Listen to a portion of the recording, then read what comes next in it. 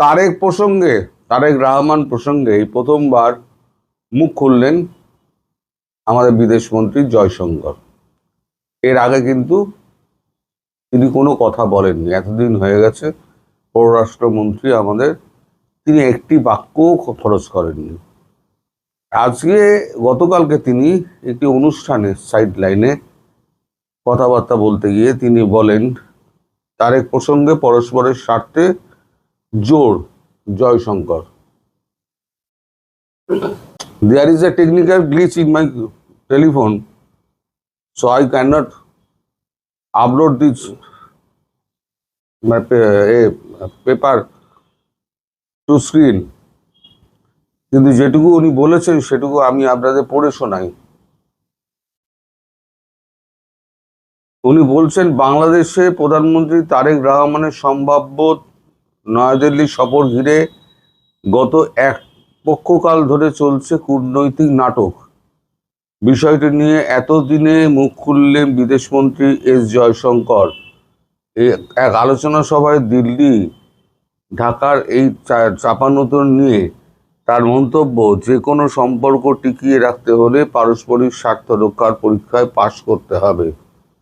অর্থাৎ কোনো স্বার্থকে অগ্রাধিকার দিয়ে আপনি যদি বিটুইন দ্য লাইন, আমি বলছি, আপনি যদি কোনো সম্পর্ককে এগিয়ে নিয়ে যেতে চান তাহলে সেই সম্পর্ক কোনোদিনও চিরস্থায়ী হবে না এবং সম্পর্ক এগোবেও না। তার আরো বক্তব্য যে আমাদের এখানে যে প্রচেষ্টাটা দীনেশ ত্রিবেদী করেছেন সেটা প্রশংসনীয়, তিনি সব রকমভাবে বুঝিয়েছেন, কিন্তু ঢাকা কর্তৃপক্ষ এ ব্যাপারে কোনো নজর টজর দেয়নি। তার একটা আন্দাজ যে ইসলামিক দল তারেক রহমানকে আসতে দিচ্ছে না, এটা নিশ্চয়ই তিনি খবর পেয়েছেন, নইলে তিনি এই কথাটা বলবেন কেন? জামায়াতের লোকজন তাকে আসতে দিচ্ছে না।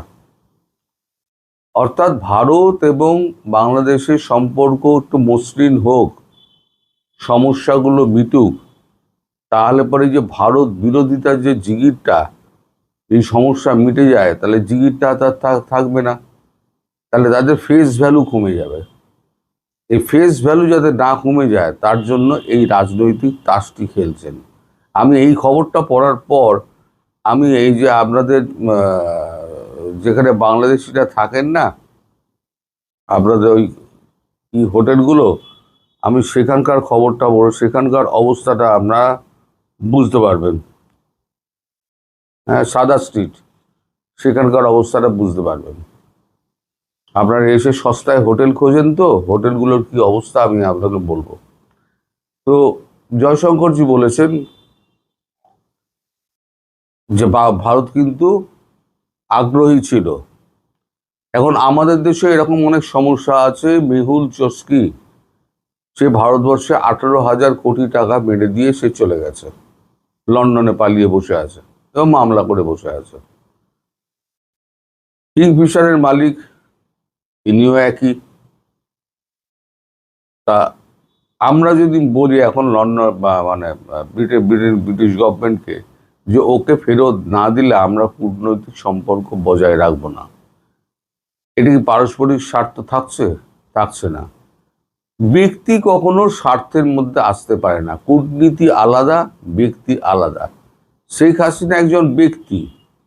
আমি আলোচনার টেবিলে যখন বসবো তখন পয়েন্ট সাজিয়ে আমি বসবো, সেই পয়েন্টগুলোতে কোনটাতে আমরা সহমত হলাম, কোনটায় আমরা দ্বিমত প্রকাশ করলাম, সেগুলো নিয়ে আরো আলোচনা হতে পারে।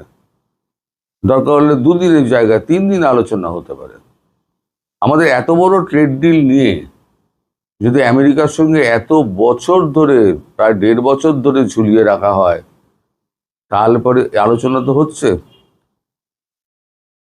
এই গঙ্গা চুক্তি আছে, তারপর আপনার ডিজেল আছে, ট্রান্সশিপমেন্ট আছে, তারপর তুলা রপ্তানি আছে, তারপর বর্ডার ইস্যু রয়েছে, এরকম বহু সমস্যা কিন্তু রয়েছে। এই সমস্যাগুলোকে এক এক করে কিন্তু সমাধান করা যেত। কিন্তু উনি যদি নাই আসেন এবং জামায়াত যদি নাই আসতে দেয়, তাহলে পরে এই সমস্যার সমাধান জীবনে হবে না এবং সম্পর্ক আরও তলানিতে যাবে। এটা হচ্ছে ওনার মোদ্দা বক্তব্য, যেটা আমি তুলে ধরতে পারছি না এখানে। আবার এখানে যেটা আমি আপনাকে বলছিলাম, আপনারা কোথায় থাকেন এসে। আমি একবার একটা এতে গেছিলাম, এটা হোটেলে গেছিলাম একজনের সাথে দেখা করতে গিয়ে আমি দেখি যে হোটেলে আমি মানে দরজাটা খুললো, আমি লাফ দিয়ে খাটে উঠলাম এবং এত অলি গলি যেখান থেকে বেরোবে, একটাই কোনো এক্সিট রুট নেই, দ্বিতীয় একটাই এক্সিট রুট, সেটা ওই রিসেপশন দিয়ে, যাতে লোক পয়সা না দিয়ে পালাতে না পারে। এটা হচ্ছে ওদের একটা মানে ভ্রান্ত ধারণা, কেউ পয়সা না দিয়ে কেউ চলে যায় না, সবাই পয়সা দিয়ে যায়, এই পয়সাটি থাকে এবং পয়সাটি মিটিয়ে তারা চলে আসে। দু চারজন হয়তো থাকে এরকম এরকম, তো তার জন্য সমস্ত লোককে বিপদে ফেলা এটাও ঠিক নয়। এখন এটা কি হয়েছে জানেন, 2 কামরার ফ্ল্যাট বদলে 5 ঘরের হোটেল। দেখুন, 2 কামরার ফ্ল্যাটকে ভেঙে 5 কামরার হোটেল। তার মানে কি একই জায়গায় আমি 5টা ঘরের ভাড়া পাচ্ছি। আমাদের এখানে যে আপনার এই পুর দপ্তর আছে না, তারা নাকে সর্ষের তেল দিয়ে ঘুমোয়। যখন এই সমস্ত ঘটনা ঘটে তখন তাদের মানে টনক নড়ে। এখনই এতজন মারা যাওয়ার পর কজন মারা গেছে আমি পড়ছি একটুখানি।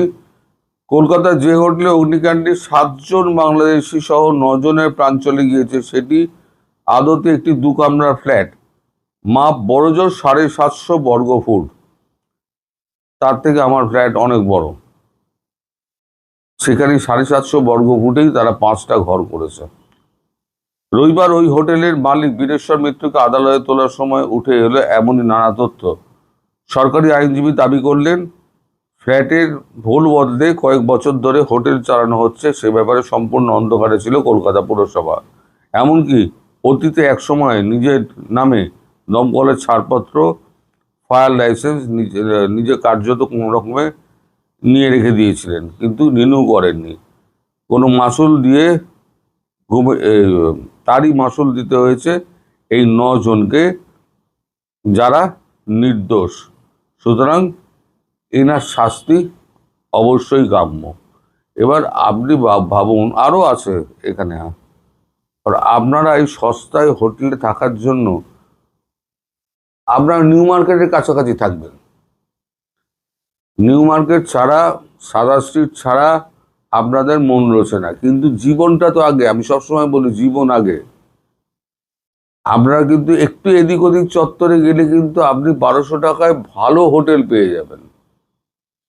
দরকার হলে আমায় ফোন করবেন, আমি আপনাদের বলে দেবো কোথায় কোথায় হোটেল আছে। ওখানে অ্যাভেলেবেল হোটেল। 1200 টাকায় আপনি ডাবল বেডরুম উইথ মানে আপনার সকালবেলার ব্রেকফাস্ট, হ্যাঁ, ওটা আপনি পেয়ে যাবেন। এবার খাবার তো আপনার নিজের, আপনি হোটেল থেকে খেলেন কি বাইরে থেকে খেলেন। এই যে আপনারা সব গিয়ে সাদা স্ট্রিটে জড়ো হন না, এখন সাদা স্ট্রিটের হোটেলগুলো সমস্ত এখন ওই পুরসভা লাইসেন্স দেখছে আর একটা একটা করে বন্ধ করছে। এবার যারা আসবেন তারা হয়তো দেখবেন অর্ধেক হোটেল বন্ধ। এবং বহুদিন আগে থেকে আমি বলছি যে এই হোটেলগুলোকে ভাঙার জন্য কিন্তু সরকার উঠে পড়ে লেগেছিল। এটা তৃণমূল সরকার করতে চেয়েছিল, কিন্তু তিনি ভোটের জন্য করতে পারেননি। ওখানে অনেক ভোট আছে, তৃণমূল সরকার তো ভোটের জন্য অনেক কিছু করতে পারে, তাও হোটেলগুলো ইচ্ছা থাকলেও উনি ভাঙতে পারেননি। এই সরকারও নাকে সর্ষের তেল দিয়ে ঘুমোচ্ছে। যখন কিছু হয় তখন তাদের টনক নড়ে এইবারেতে ব্যবস্থা নিতে হবে। তার মানে মৃত্যু না হওয়া পর্যন্ত সরকারের টনক নড়বে না, মৃত্যু হোক তারপর টনক নড়বে। তো আপনারা এলে পরে আমার মানে অনুরোধ, আপনারা সাদা স্ট্রিটের হোটেলগুলোতে, ওই খুবড়ি খুবড়ি হোটেলগুলোতে ঢুকবেন না। আপনারা নিজেরাই সাক্ষী যে এগলি ওগলি সেগুলি দিয়ে আপনারা গিয়ে ঢুকে যান, তারপরে বেরোবার পথ খুঁজতে গেলে আর আগুন টাগুন লেগে গেলে তখন তো মাথা কাজ করে না, কোথা দিয়ে বেরোবেন কোথায় কি করবেন তখন মাথা কাজ করে না। এইভাবেই পুড়ে দগ্ধ হয়ে 9 জনের মারা গেছে, তার মধ্যে 2টো শিশু, নিরাপরাধ মানুষ। এটা হচ্ছে সস্তার জায়গা খুঁজতে গিয়ে এই অবস্থা। আশা করি আপনারা আমার এই মানে অনুরোধটা রাখবেন। আপনারা আশেপাশের হোটেল দেখুন, আমায় ফোন করুন, আমি আপনাদের সাহায্য করব। কিন্তু সাদা স্ট্রিটের হোটেলে যাবেন না। ঘুরতে যান, খেতে যান, সবই কিন্তু আপনার ওয়াকিং ডিস্টেন্সে আছে। সবাইকে নিউ মার্কেটের মধ্যেই থাকতে হবে এমন কোনো মানে নেই। সবাই ভালো থাকবেন, সুস্থ থাকবেন, সাবধানে থাকবেন। নমস্কার।